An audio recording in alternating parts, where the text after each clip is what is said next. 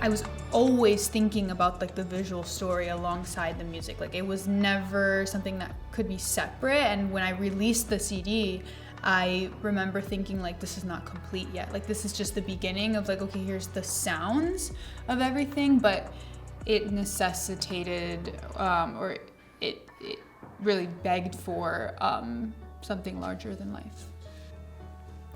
I think what I have left in me emotionally after all is said and done with the project is just the sense of opportunity and excitement for where the project could go with Valerie. We all felt very accomplished with it, but ultimately I think I leave with a sense of opportunity and excitement. I was working on, on film and music videos, but I wanted something more. The project was pretty ambitious and pretty big and pretty hard to do, and it was all of that, but it was a challenge, and I think it was my call to action. It was more like a nice daydream that I had alongside what I was writing, but it wasn't like I couldn't like reach out and grab it just yet.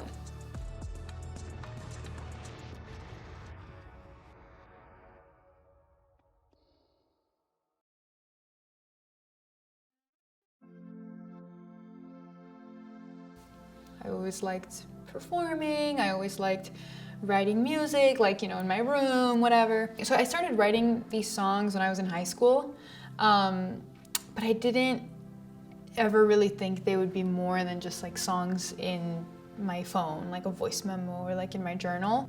Valerie and I have been friends for many, many, many years. And so it's funny, I say like the first time I heard about this project was when she was like writing the music before it was even a project. But truly, I saw it develop over the span of many, many years. And then I remember maybe around like, I feel like it was around like pandemic time, right? That Valerie was like, I think I'm gonna like make an album. Like I have the songs, like I have the storyline in my head, like I have the narrative, like I know what I want. And I was like, I think these, and I just started to see it in my head as like a story, as like a larger than life story. So I kind of wrote the story of the songs before I finished all the songs. I wrote the story of the songs to guide. So when I went into the studio to like produce the songs with Lucas, like I was never writing music thinking, okay, on this line, this person's gonna do this, or I'm gonna have this character. It was more like I saw the stories and I was simultaneously writing the music against this story or this vision that I had. So it felt like I was opening up this big Pandora's box of information, of storytelling. And we got involved on the musical front of it. So I was tasked with producing the record that she had written. And that was essentially my introduction to it. I had this story outlined from the beginning, so I knew the plot beats, what the themes of the album had to be, the story that Valerie essentially wanted to tell, and we worked, excuse the pun here, within the confines of those themes and that kind of storytelling she was, and that world building that she was crafting. Then I sat down and I was like, a woman, this and this and this and this and this. And it was like, very, very, very specific choices were made. A lot of the characters were like set in stone already. So it was just like pictures and images, in my head. I should say, where I receive a project so fully developed conceptually, I would say. I think especially as a producer, it's very refreshing to be able to get the full context of what something means up front. And especially in my own process, as I produce records and I write music, a lot of it comes back to, you know, the human experience of receiving that music. What emotionally does this piece of music mean? What is it supposed to mean? What nuances are there to the emotion? When the album itself became, okay, this is a project, right? Like this is 12 songs. When I decided it was going to be like a full, complete project, I was approaching it like you would a traditional album. So for example, like I worked with a photographer friend of mine to shoot kind of like the ideas I had in my head for each of the songs and, you know, the lyric booklet and all of that. And that was great. Like I loved how that turned out, but it stopped at the picture, right? So I was like, okay, well, maybe I need to do music videos, right? And again, I approached it the way you might approach a traditional album. Like I had the story in my head, but I was like, well, maybe the story's too crazy. So like I need to pick like at least 3 songs that are a little more palpable, a little more digestible. So I thought, okay, why don't I make Newfound Dream into a music video? I reached out to somebody who said that we could film it on Super 8. I asked my friend to be in the video, and I guess the reason I chose Newfound Dream as kind of the first music video, potentially the first single, was, you know, it was a good, fun, catchy song. I think it had single potential, but it wasn't, the idea I had for this song was a little more down to earth. It didn't involve like any special effects really, or anything too crazy beyond just like the characters and what was happening. I saw the footage and it was cool, but it wasn't, I started thinking like, this isn't gonna fit like into this greater narrative that I have when I do achieve it. And I'm a very like slow moving person. Like I won't do something unless I can do it right, or unless I have the ability to do it correctly. And so I was like, I just don't ever see this fitting into the eventual visual album that I wanted to put together. And so while it was a cool video, it wasn't the right approach. I was a little disappointed because I felt like, well, I don't have the money or the connections to go to like a studio and you know, pay like $1 bajillion for a music video, for one music video, and who would even want to work with me, and this idea is so weird. And I don't know, I was just kind of like, I was a little sad. I was like, I don't know how I'm gonna do this. I was like, maybe I can, like, maybe the goal is to get signed. And then, you know, I just kind of was like, not sure how I was going to achieve this practically. But I didn't give up. I tried a different route. I reached out to local universities and local like film organizations, and just somebody that might be interested in this project.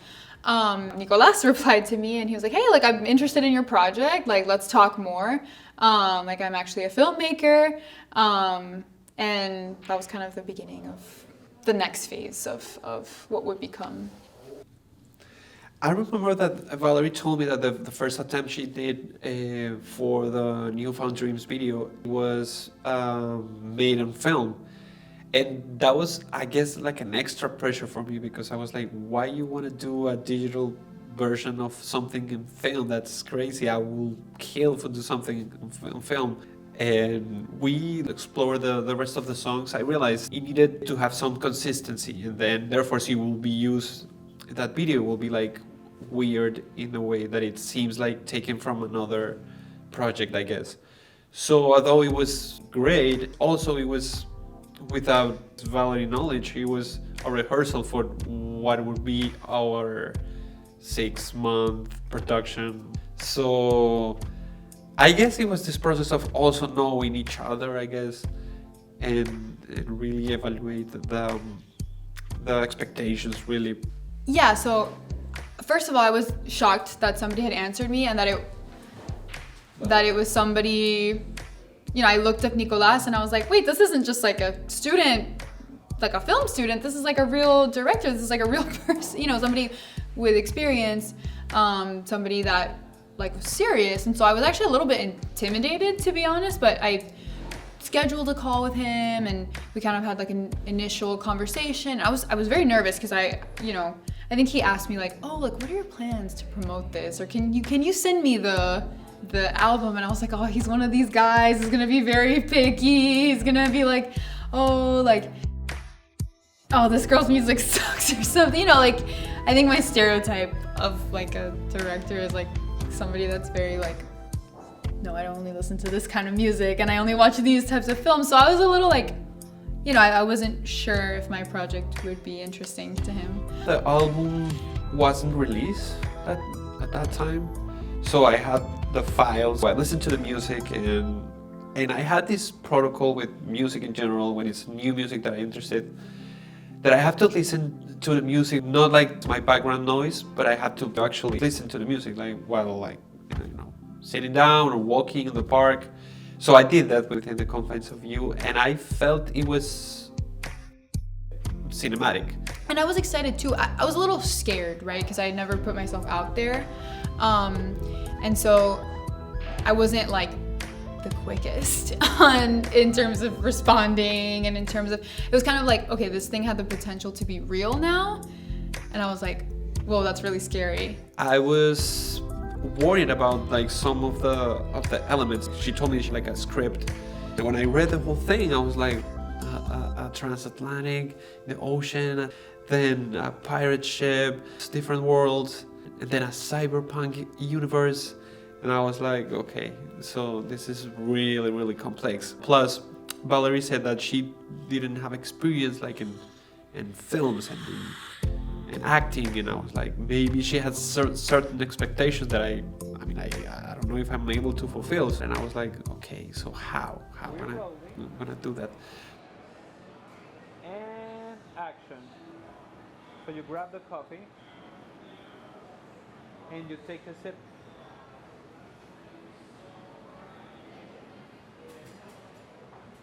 And then at the same time, it was a very beautiful and bittersweet time in my life because I was getting married, so I was just so busy with that. And I was also, my grandfather, who was just one of my best friends in the whole world and just one of the most important people in my life, he was very sick and he was in the hospital, and it was really the end of his life.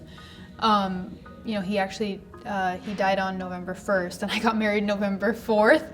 So, and this was all at the same time that I had released the album October 13th, and he was in the hospital like 4 days later, and then I was getting married like 2 weeks later, and it was just like a really stressful, sad, like happy but sad. It's like, oh, I've released this. And I remember I really wanted to release the CD, like the album, before he passed away. And I'd wanted to do that for years. It was tough to balance, look, I want to show you before you go. I want you to see me get married. I want to do this project. It was just kind of a lot.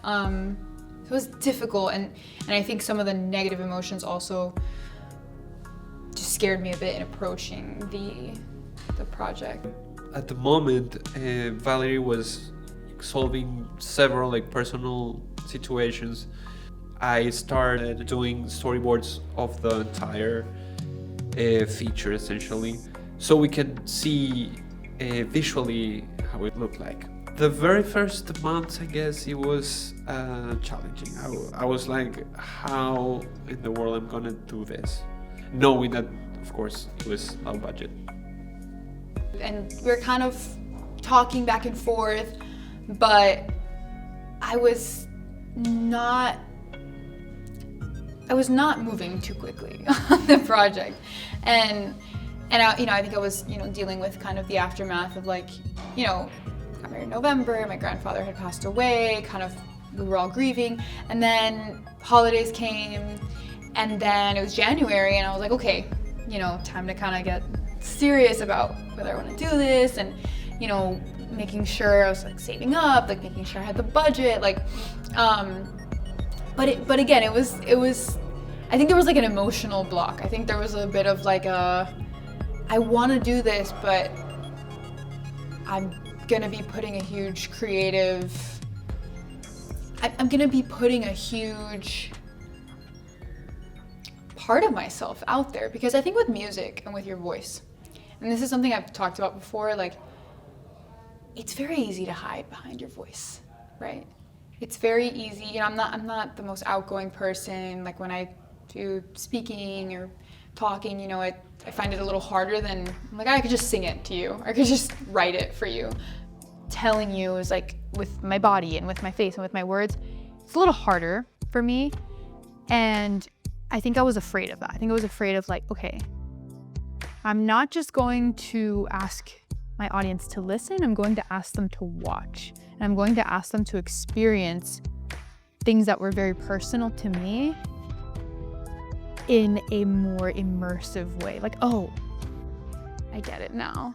And so I think that scared me a little bit. And so I was dragging my feet a little bit. And I think it was actually a year before we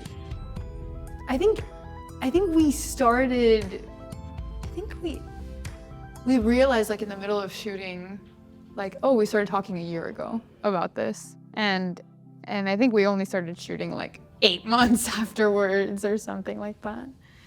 I was like almost on the fence about, okay, it's right in front of me, I can reach out and take it now, but do I want to?